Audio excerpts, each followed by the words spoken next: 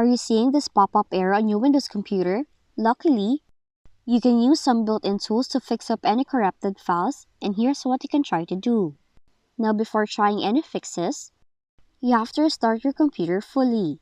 If you have a lot of updates backed up, some require a full restart before it can move on to the next update. But if that method did not work, run the Windows Update Troubleshooter.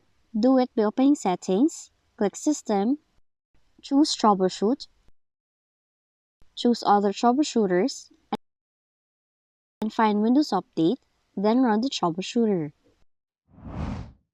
Now another method is to run an SFC scan. To do it, open Command Prompt with admin rights, type in the following command, then press Enter.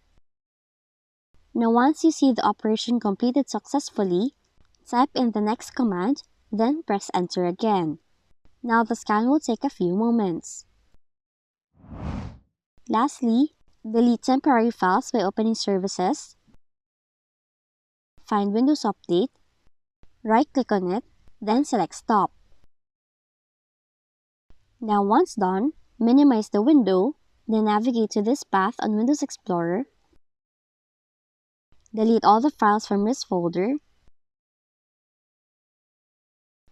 and once done, resume the Windows Update services again.